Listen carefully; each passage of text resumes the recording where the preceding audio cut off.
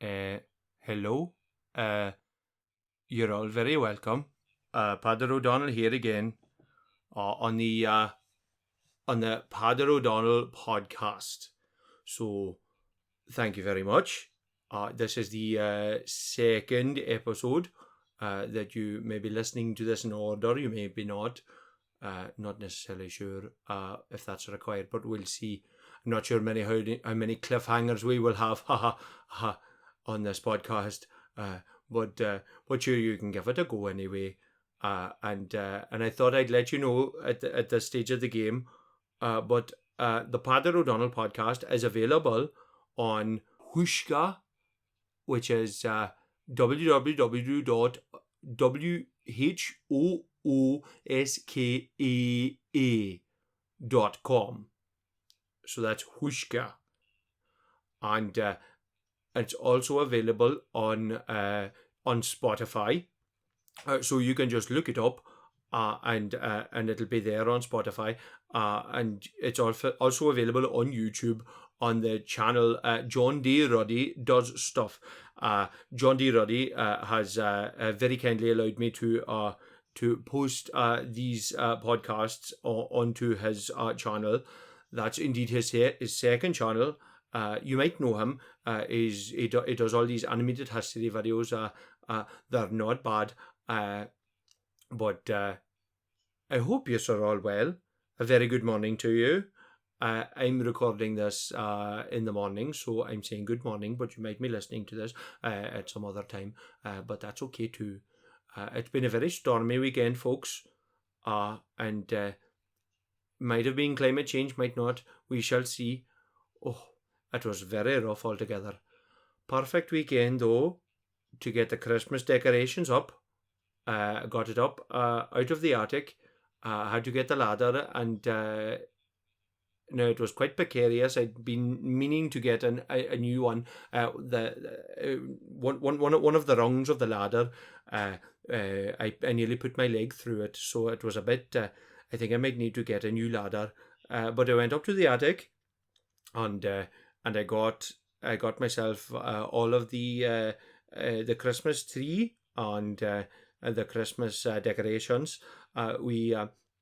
Myself and my mommy, we have invested in an artificial tree because, well, it was a combination of reasons, I suppose. Basically, the natural trees, or the real trees, as they say, they're very messy altogether. And to be quite honest, I think in this day and age, to be chopping down trees, only to be chucking them out in January, seems a bit wasteful. So we decided to invest in an artificial tree. And Mommy had been holding off against it for years now. She'd been a very strong advocate for the real tree, but she finally went for it. And we went down to Argos, and we bit the bullet, and we got it last year, and it was quite a success. So it was very interesting this year to be able to unpack it. But it was very handy because we were able to unpack it. It already had all the lights on it. So it was very convenient altogether. But no tinsel this year, though. We did away with the tinsel. I think Mommy's going for a very modern look. So no multicoloured lights. All white lights that came with the tree. I suppose it kind of dictates the style that goes with it. So no tinsel. And just the silver baubles and silver bells with a couple of wee red ones thrown in there too. To be quite honest, I mean, I love it, but it seems to be a little bit cold, to be quite honest.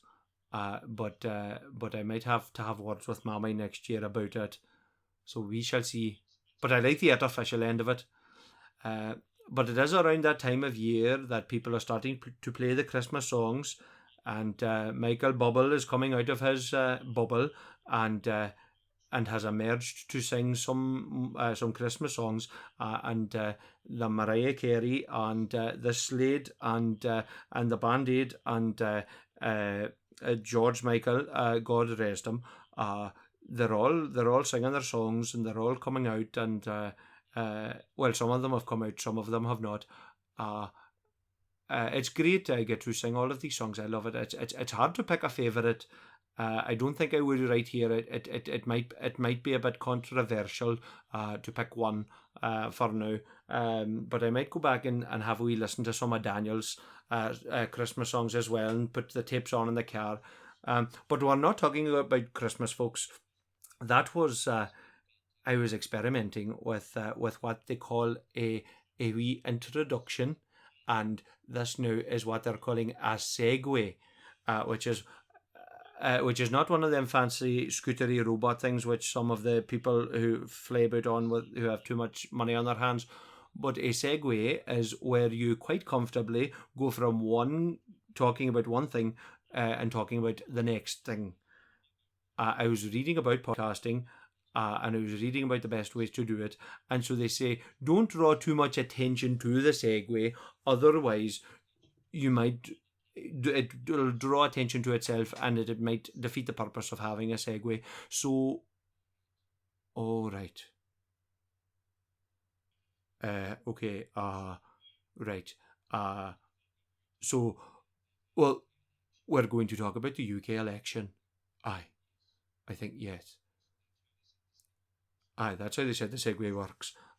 So we're talking about the UK election, folks. It's happening on Thursday. This week, if you're in December 2019, otherwise it's already happened. But it's very topical. It's very exciting. And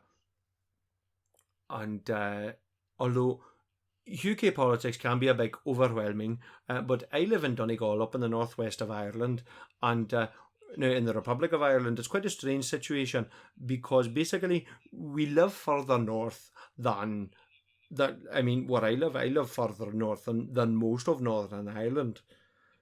I mean, Donegal itself is the most furthest north part of the island of Ireland.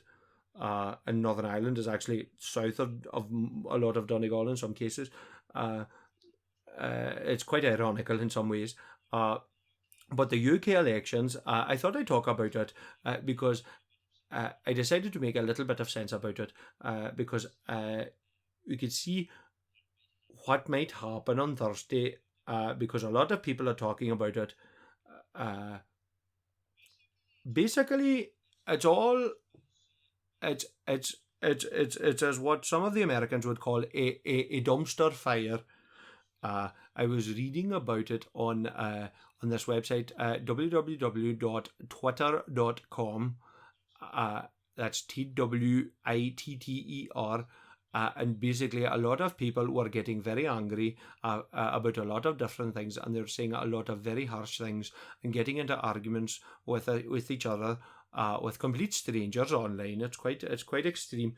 Basically, the Tories have been running the UK for years now, for the guts of 10 years, I think, and they have, at least according to actually not according to some of the newspapers. A lot of the newspapers haven't really been saying a lot, really, but from what I can be seen to be gathering on the countries have been running the country into the ground. You have David Cameron, who was the Prime Minister, and he seemed to be a sound enough lad in some ways anyway. Maybe leave the pigs aside for the moment. He initially got in with Nick Clegg in a coalition. Nick Clegg was the leader of the Liberal Democrats, and a lot of minority boys, a lot of like a lot of minority boys who get in a coalition, they got shafted because they ended up give a lot of concessions. But David Cameron, they had another election, and ultimately David Cameron ended up out on top. But there were a lot of boys in the Tory party who they were. By the way, the Tory party is the Conservative Party, just in case anybody wasn't too sure. So there was a lot of rumblings in the background about the United Kingdom leaving the European Union. they'd been inside the European Union, at least what became the European Union, since 1973, and it gave them open access to a much bigger market all across Europe. And although they managed to stay out of the euro currency, we in Ireland, we used the euro. We got in at the start of the 21st century. It was very futuristic, but they still have the Great British Pound Sterling. So anytime I go into Derry to do some shopping, I have to change and use some sterling. Although in the last couple of years, a lot of places have been taking either or, because a lot of this Brexit stuff, as they're calling it, made the pound drop off a bit of a cliff for a couple of weekends anyway. So David Cameron promised a lot of people, a lot of the backbenchers, the boys up in the back, a lot of the boys up the back who do a lot of the I've watched some of the clips. There's a lot of boys and girls, I suppose, as well, that be up the back, and if someone says something and they're disagreed with, you hear a lot of because they're not allowed to boo, they're not allowed to clap if they agree with something as well, which means that everybody just kind of has to so I find it quite strange, but that seems to be the way they do it, and they're right honourable gentlemen and gentle ladies anyway. So David Cameron, he said to the other Tory boys, he said to them, do you know, I can organise a referendum. If you guys support me, I can organise a referendum for leaving the European Union. So that's what they did. And they had it in the summer of 2016.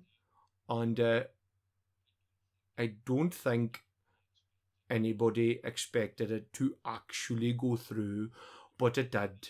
It won by a very small margin, and just over 50%. And for people who had voted to leave the European Union, I wasn't really paying attention at the time, but from what I can gather now, and from watching a lot of news broadcastings from the time, I think a lot of the politicians expected people to just remain and go with the status quo, but there were a lot of people, like a lot of boys like the Nigel Farage and Boris Johnson. Oh, we'll get back to that boy. But a lot of people like that, the likes of Nigel Farage they were saying why the United Kingdom should leave the European Union, and they were talking a lot about immigration and about a lot of people coming into the country and making English not so English anymore. But I wonder if they wondered that when England was going around the rest of the world and taking over other places and taking over countries all across the world and making India less Indian by invading it. But sure, they all love cricket now, so I suppose that was part of the job.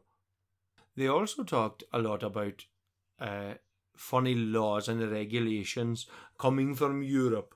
They were talking about the shape of bananas, which I was watching an episode of QI, and it turns out that the shape of bananas was actually a myth, or at least the regulations around the shape of a banana. Boris Johnson, who is now a politician, but for a while he was in the 2000s, he was a journalist as well, and he wrote a lot of things.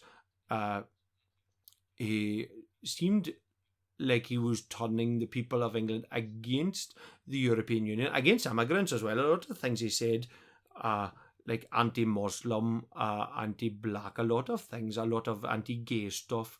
But I mean, there's a whole parliament in Europe, though. The United Kingdom has a lot of representatives in that parliament, including Nigel Farage, and it seems quite strange because they're claiming that they're being dictated to by the European Union, even though they actually had a say in what was done in the European Union. And but I suppose they don't like that. Maybe it's because some of the boys didn't speak English, and I think some people think that everybody should speak English. I know myself. I'm a Gaeilgeoir. I grew up speaking Irish, the Irish language, but I do speak English. So I suppose that is that is a sign of some of the successes of colonialism, as they say. So that whole Brexit thing was a bit mad, and David Cameron, in true leadership fashion, jumped ship as soon as the referendum results came out. He resigned. He's probably residing somewhere now. God knows where he is at this stage of the game. It kind of felt like the captain of a ship jumping on the first lifeboat and getting out of there, because it looked a bit like a sinking ship altogether, and it still does. So, for the last couple of years, people have been hemming and hamming about Brexit, trying to get Brexit done. After David Cameron left, Theresa May, she got the job, becoming the UK's second female Prime Minister, which is kind of a shame because she was a bit of a useless Prime Minister, to be quite honest, and I'm not sure if she'll go down in history as a great Prime Minister, although we can go back to Margaret Thatcher another time because I have a lot to say about her, to be quite honest. So she was hemming and hawing because in the lead up to the referendum, she was saying how the UK should remain in the European Union, and all of a sudden now she's saying how Brexit means Brexit, and we have to go about doing it. It seems to me a little bit like the parents are driving the children to Disneyland, and they're all going, right, okay, kids, you just wanted to go to Disneyland, so we're going to Disneyland, and as they're driving towards Disneyland, there's loads of reports of smallpox breaking out at Disneyland, and if anybody goes anywhere near Disneyland, they're going to get smallpox. Now, this is a hypothetical situation, folks. I'm not talking about the real Disneyland, so you don't have to be worrying about that at all. But just as a disclaimer, but they're driving towards Disneyland, and they're hearing about the smallpox, and they're hearing about how bad it might be, and the parents are sitting there going, well, Wayne's, you just wanted to go, so we're going. So you better just shut up in the back seat and stop complaining, stop being scared about the smallpox, because we're doing it because you said we're doing it, so we're all doing it now. We are going to Disneyland, whether you like it or not. Brexit means Brexit. We are going to get Brexit done. And so that seems to be the attitude of a lot of people over the last couple of years, which, to be quite honest, I think is quite sad, because it seems to me it seems to be a bit of an existential crisis for England and indeed the United Kingdom, because, well, I suppose they used to be a massive empire all across the world, and it used to be said that the sun never set on the British Empire, and you can see at the start of the 20th century, there was pink all across the world map, and that was the British Empire, and it became the British Commonwealth. But you can see it spread all across the world. I mean, you've got Canada, there's loads of islands and the Caribbean all across the Atlantic, and then all down the Falklands as well off the coast of Argentina. You've got Gibraltar, which is a big rock down the southern tip of Spain, which basically acts as a big gateway between the Atlantic Ocean and the Mediterranean. And the British were all over the place. They were all over Africa, along with the rest of the boys in Europe, the likes of France and Germany and all loads of boys. conquering all over the place. But they were in India and what is now Pakistan, and beforehand it was all India, but then it broke up after they got their after the British let go of it. And of course they've got Australia and New Zealand and so many places. Basically anywhere where they play cricket, the British were probably there, and so it's quite interesting. I've actually been watching The Crown on Netflix, and I only just got started season 3 there because I've been playing catch up, but it's very interesting just seeing the Queen travelling around all the Commonwealth, and some people saying, isn't it great? And then other people saying, isn't it not so great? So I think the whole thing of Brexit has been a bit of an existential crisis for the UK, because I think some people have thought and have been told by the likes of the Boris Johnson and the Nigel Farages that they're still the best in the world. They are the British Empire, and I think some people are expecting that they can do better business with the likes of the Commonwealth, do better deals all across the world. But it makes very little sense. I mean, why would you go all the way to Australia to get something when you could have just bought it off your neighbours right next door? It doesn't make a lot of sense, particularly because in the past they just went in and took a lot of the resources, whereas now they'd actually have to pay for it.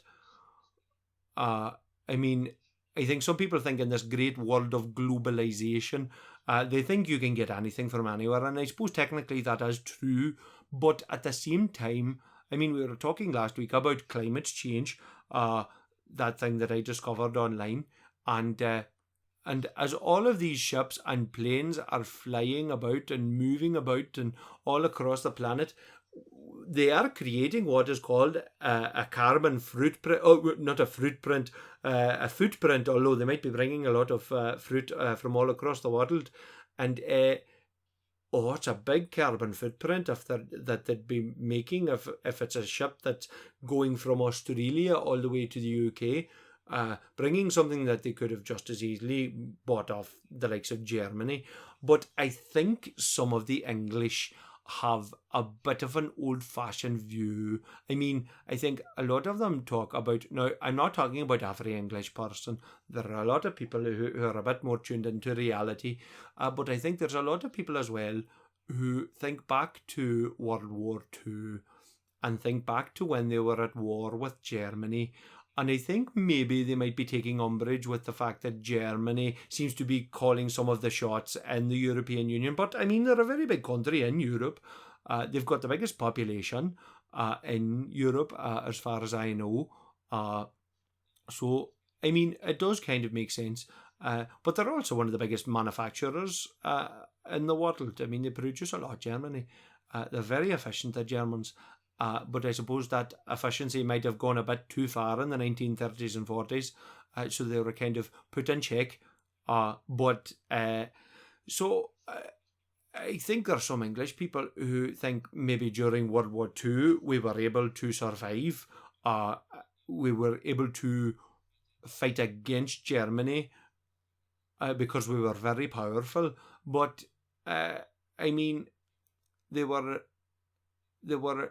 they were an island, and I'd say the only thing stopping Nazi Germany from conquering England was the fact that they couldn't get their tanks across, because if you look at what they did in Poland and Belgium and France and all of those other places that they conquered very, very quickly, they couldn't get their tanks over to England because, now, fair play to the English, they had a very good RAF, the Royal Air Force, and the whole Battle of Britain and all of that, and they did manage to defend themselves, and they had that great evacuation at Dunkirk. But they did have that natural advantage of having that big body of water between them and mainland Europe. There is a reason why it's called mainland Europe in comparison to the Great Britain. I mean, I know all about living on an island. I live on the island of Ireland, and I've even spent some time living out on Tory Island, which is a wee island off the coast of Donegal, which is beautiful. But I don't think people nowadays truly understand the extent of the situation. I think they're talking a lot about Winston Churchill and stuff up or lip, and I mean, what Winston Churchill did for the United Kingdom during World War II was very good. And I mean, Churchill was one of the only people throughout the 1930s who was actually calling out Hitler, and the Nazis, because a lot of politicians were looking at Nazi Germany in the 30s and thinking, do you know what, fair play to them, because what they could see was a country that had been on the brink of, or not even on the brink of, in the middle of economic disaster with the hyperinflation, and from the 1920s and all, although they were in the throes of economic chaos because they had to pay for World War One. But a lot of politicians looked at how Germany was able to scoop itself back up, and because of the Nazis. And a lot of politicians were looking at them and saying, you know what, fair play to them. That fascism seems to get stuff done. That Hitler knows how to get people going. And Winston Churchill was one of the few politicians who was a bit sceptical about the whole thing and was looking towards it and thinking, oh, now, I don't know about this guy.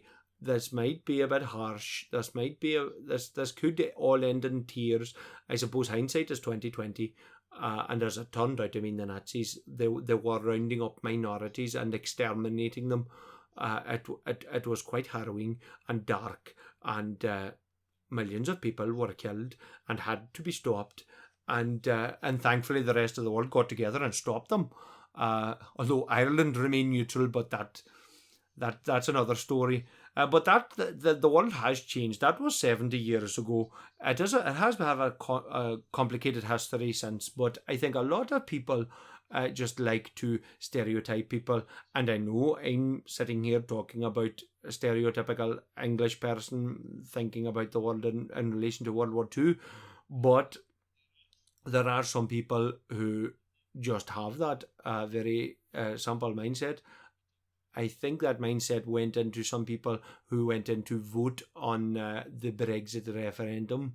And I think a lot of that sentiment, a lot of that, I don't even know what word I'm looking for, but a lot of that anti-EU sentiment was kind of promoted by the likes of the Boris Johnsons and the Nigel Farages. So eventually Theresa May went back and forth from the European Union, deal after deal after deal, and her own party were not happy.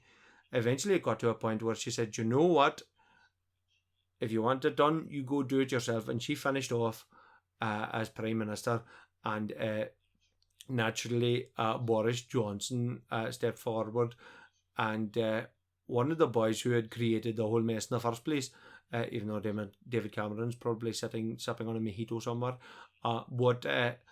So Boris Johnson, he tried to ram a whole pile of deals through, and maybe even running down the clock. He was claiming that these deals would be easy to negotiate, but it turned out that it wasn't, because I suppose it probably makes a lot of sense when you've got the guts of 27 other countries negotiating against one country. It turns out that one country isn't as strong as the other 27 countries combined. I think that's something that Nazi Germany discovered at the end of World War II as well. But it's quite interesting. So it got to a point where, because in the middle of all of this crisis, Theresa May held an election because she wanted more Tory bums on seats in Parliament. And it completely backfired, because there was a huge support for Jeremy Corbyn, who's the leader of the Labour Party. and he ended up making a lot of gains, not enough to actually get into government, but the Tories actually won less power, were less powerful, and because of that, they actually ended up making a coalition with the Democratic Unionist Party, or the DUP, which are a political party from Northern Ireland, and they're a very interesting crowd of people. As the world discovered, I think they're very much akin to the staunch, heavy-duty conservatives of the United States, partially because I think historically they both branched from the same stem of the Puritans leaving England in the 1600s. Some of them went to Ulster, and some of them went to America. They kind of branched off the same tree, a burning tree in some ways, if you'd look at that. They ended up calling the shots a little bit. Well, the Tories, I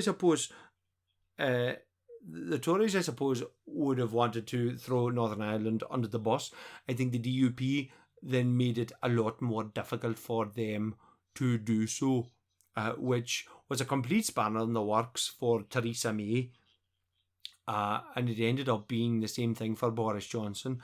The most natural solution, the most straightforward solution would have been proposing to leave the European Union. It would have been easy because they are an island.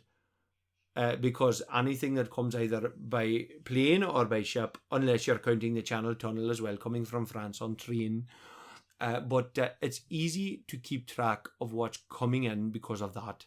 But you've got Northern Ireland, which is connected. It's the only land border between the United Kingdom and the European Union, unless, of course, you're counting the Rock of Gibraltar down in the south of Spain.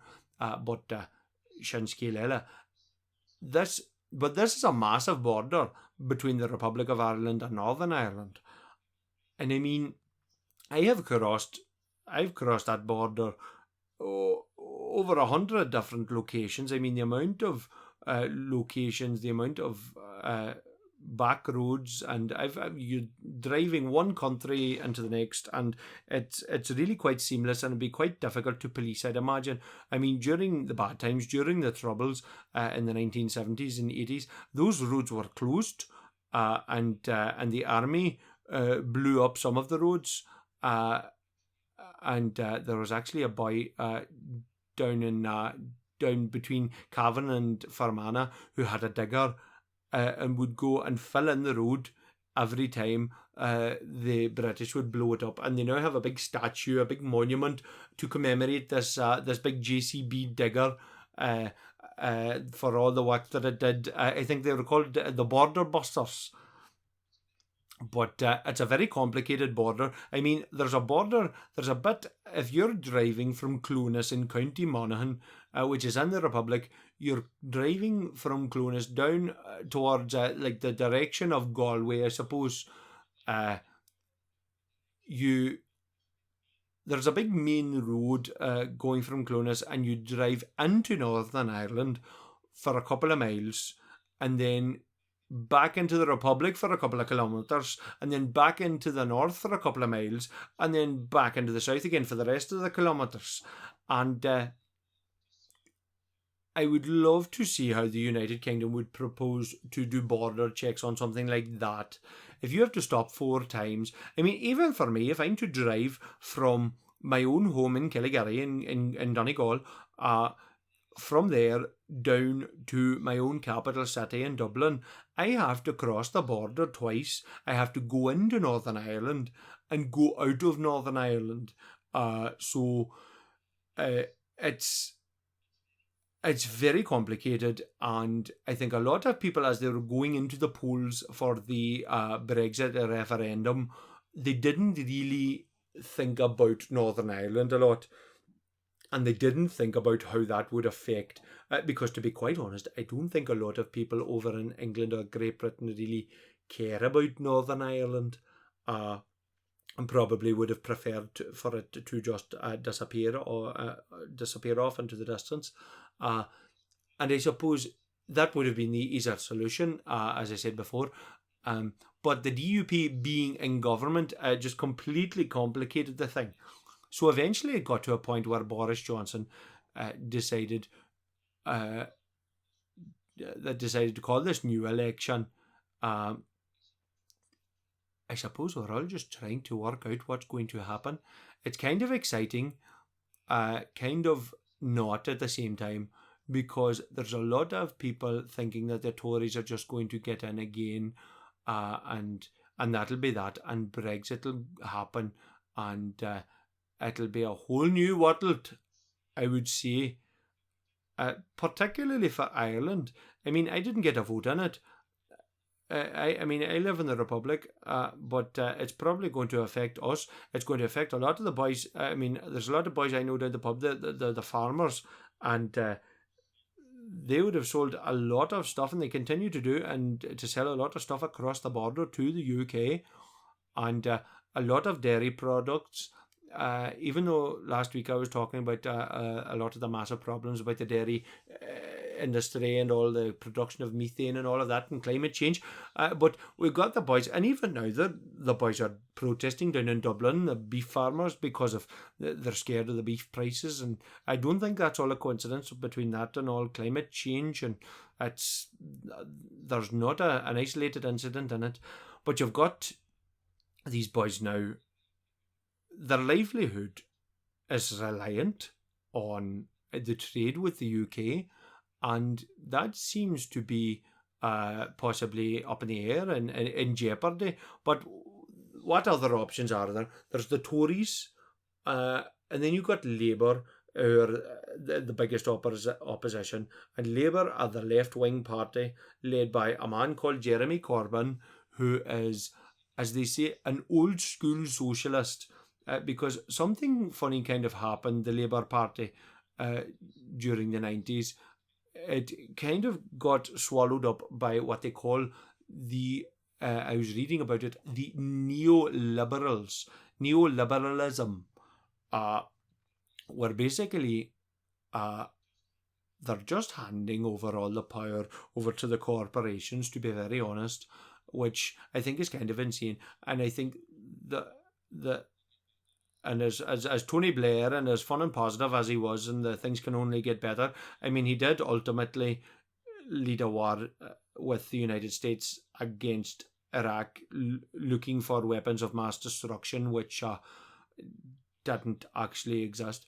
But I suppose the Labour Party, and a similar thing happened here in Ireland as well, where the Labour Party kind of lost touch with the working class.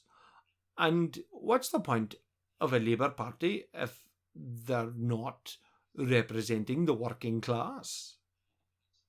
And I'd say the same thing to the Labour Party here in Ireland.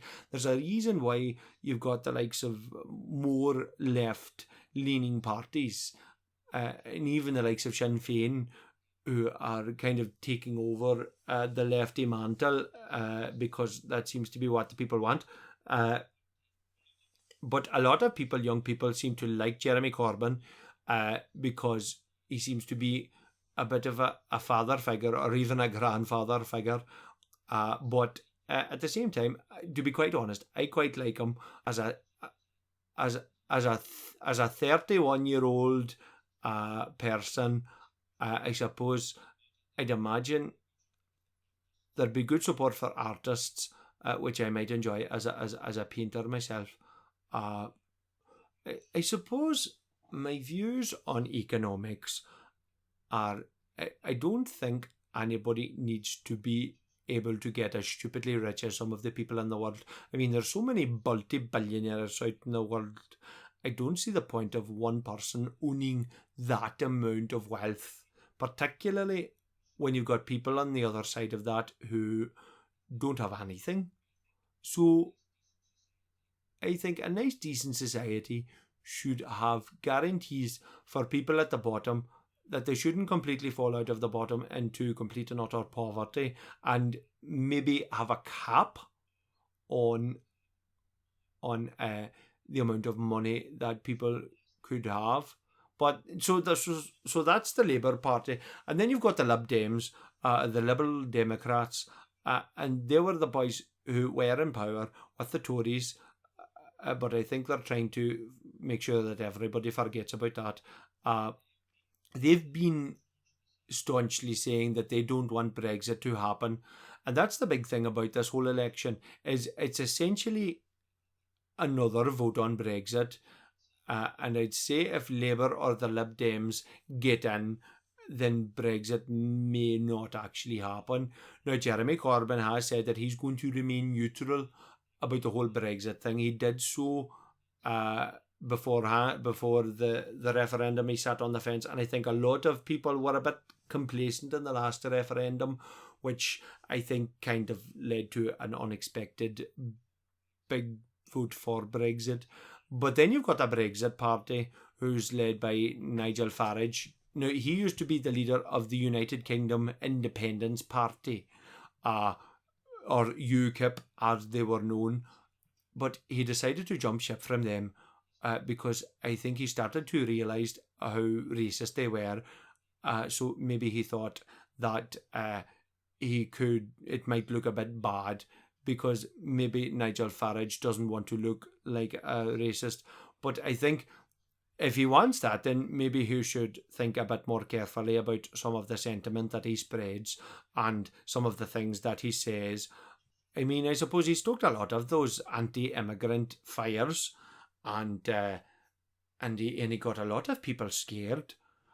And even just thinking about, I mean, you've got a lot of the likes of Muslims and stuff who people are scared of Muslims because they're different, or maybe they wear something different, or maybe they've got they believe in different things, but there's a lot of things being stoked up about them. And I mean, I think a lot of that was kind of raised by the likes of UKIP, but even the likes of some of the things that Boris Johnson was saying as well. But that's another thing altogether, and I'd be curious to see what way people vote. I mean, I thought the whole thing of United Kingdom independence, I mean, I thought it was a bit rich. I mean, I remember the day of the referendum, and Nigel Farage was there, and he was saying we can celebrate this as our Independence Day. And I thought that was a bit ridiculous, to be quite honest. As a country, myself coming from a country who actually declared their independence from the United Kingdom, we proclaimed it in 1916 and declared it in 1919. And sure, of course, didn't the United Kingdom send over the Black and Tans? That was Winston Churchill sent over the Black and Tans in the 1920s. But sure, we actually fought for our independence. And I think it's a bit of a slap on the face to a lot of people around the world who actually fought for their independence from Britain, of all places, to then say that they have gotten their independence from the European Union, as if the European Union was as big an oppressor, an oppressive force as the British Empire was. I mean, that's a bit silly, to be quite honest. I mean, you've got people who are worrying about immigration and about people coming from all sorts of different countries, but sure, they'd be talking about people coming from the Caribbean and coming from Africa, and sure, they're not even in the European Union. Or coming from the Middle East, sure, none of that's in the European Union. It's all a bit mad, to be honest, and I hope the Brexit Party doesn't do very well. And then you've got the Scottish Nationalist Party, the SNP, and they are, well, they're for Scottish independence. I felt a bit bad for them because David Cameron promised them that he would give them a referendum for Scottish independence. And that happened in 2015, the year before the Brexit referendum. And they voted by a small majority to remain part of the Union of the United Kingdom. But then Brexit happened, and I suppose they wanted to remain part of the union with the United Kingdom because they wanted to also to remain part of the European Union, because the United Kingdom was part of the European Union. But then the United Kingdom voted to leave the European Union.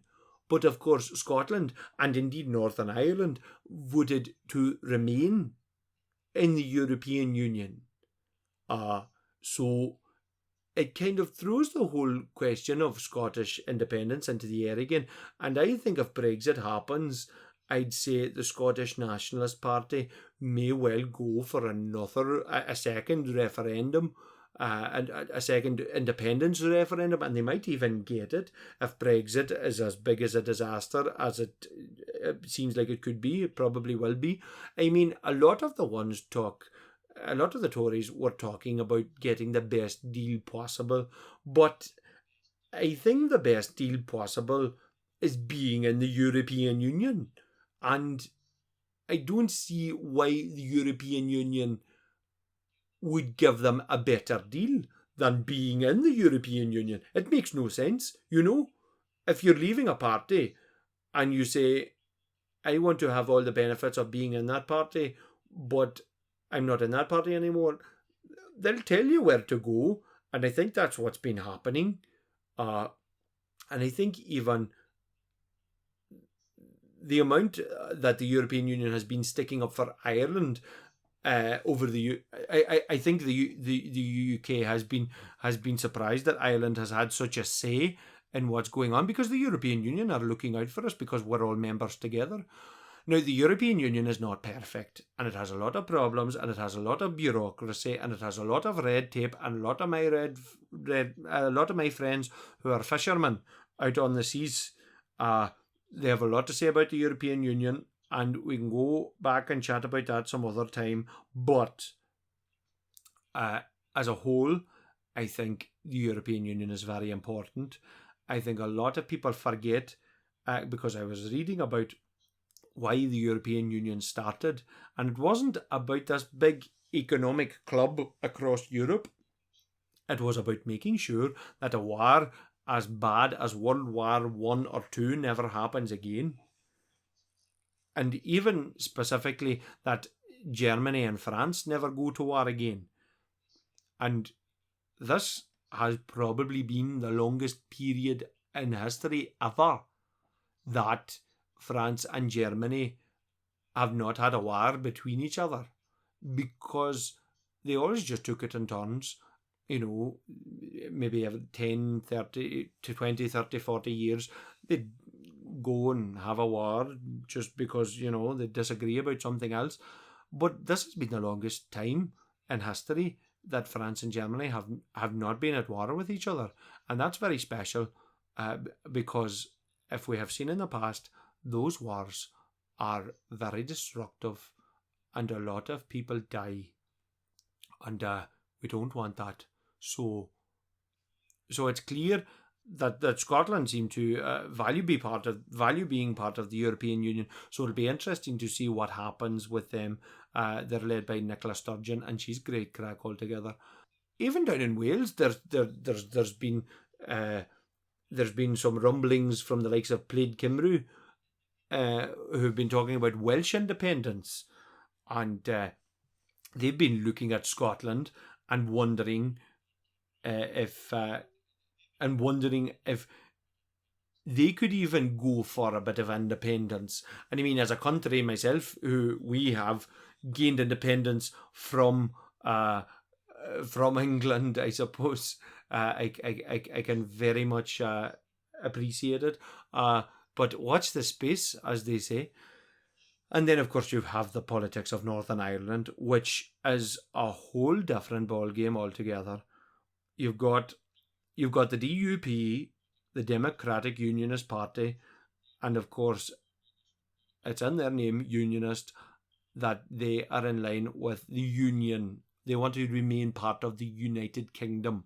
And this whole thing of unionism goes back years and years, hundreds of years, from the 1780s and even the 1600s. This whole idea of the loyal Protestant Ulsterman came about. But then on top of that, you've also got the Ulster Unionist Party, who'd be the UUP, who'd be a bit more moderate, but the DUP are very conservative. They were against gay marriage, and I've been learning a lot about not just about gay marriage, but a lot about gay people, and I'll be talking about that in another podcast. But I don't see the reason for making people's lives miserable, to be quite honest. But on one hand, you've got the DUP, and then on the other hand, you've got Sinn Féin, who are the Republican Party, the Nationalist Party. The name means we ourselves. They're present in both Northern and Southern Ireland in the Republic, and they sort of go back all the way back to 1905 with Arthur Griffith, but they've kind of changed faces and split up and got back together. They're a bit like a boy band in some ways, although the members of it are a bit different from the boys in the past, and a bit more Northern Ireland based. But they represent the nationalists of Northern Ireland who believe in a united Ireland. And it's quite interesting because the whole thing of Brexit actually has created a whole question about a united Ireland. And now I'm not going to go into too much because I think that's a completely different podcast about a united Ireland. So, but it'll be interesting to see how Sinn Féin do. They've been stepping aside in some seats. Was it in South Belfast? Because you've got another party called the SDLP, the Social Democratic Labour Party, and they would be a bit more. They'd work for the working class, but they'd be more cross community, as they say, both Protestant and Catholic, and they seem to know what they're talking about. So it'll be very interesting. Now the big difference, though, this thing with Sinn Féin, though, is Sinn Féin do not take their seats in Westminster Parliament. And they've been doing that ever since 1919 or the 1918 election. So they refused to take their seats, and so the modern Sinn Féin continue to do that. Now, they take their seats in Stormont in the Northern Ireland Parliament, but it's not open at the moment. But when that'll happen, God only knows, because them and the DUP can't agree over over whether or not they want an Irish language bill. So Sinn Féin technically had the ability to link up with Labour in that last election. And if they were to take their seats, they could have actually held some of the balance of power the same way the DUP ultimately did with the Tories. But it'll be quite interesting to see what happens now. But they could have affected the British politics quite greatly, but they chose not to. But I suppose that's an element of their principles, which I suppose I can respect in some ways. So that just gives you a few ideas as to a lot of the politics that is going on at the moment. A lot of it is very deeply rooted, and I didn't even get chatting about the NHS, the National Health Service, which was set up after World War II to make sure that nobody would be excluded from healthcare. But I suppose that whole idea of healthcare, I think, is going to be another podcast. But I wish everybody in the United Kingdom the very best of luck. I I'm not going to tell you how to vote, although if you listen to me very carefully, I'm sure you could probably work out which way I would vote. But I suppose in a democracy, voting is probably the most important thing you can do. And if you don't vote, you're not allowed to complain unless you're 16 years old and you don't have a vote yet, which is quite unfortunate. And I hope that your future can be saved on Thursday. Chances are you're probably listening to this after the election, so you know more than me on how it all went.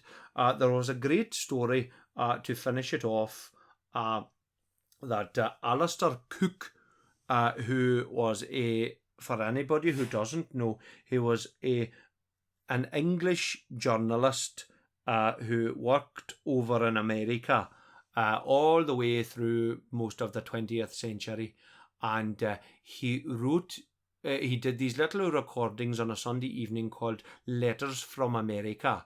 And it would just be little stories about life in America. It could be very important things like politics, could be very mundane things. Like there's this great one from the 1950s where they're talking about the discovery of this new thing called cholesterol and how bad it could be for your heart. So it's quite interesting hearing these things being discovered. But he was covering the Watergate scandal, in which Richard Nixon ultimately ended up resigning. Spoiler alert. But when Alistair Cook was writing and recording his letter from America, he had to record it and send it over the night before. Nixon was going to be making a big announcement, and chances are he was probably going to resign, but there was no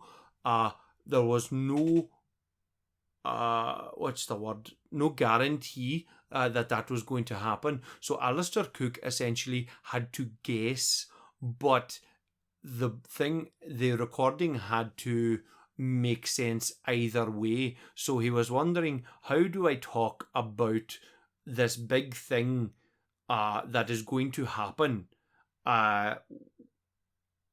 before it has actually happened? So what he ended up doing was he talked all about the lead up, all about the ins and outs of the Watergate scandal and all of the people who were caught and all of the things that were leading to a potential Nixon impeachment and all of that.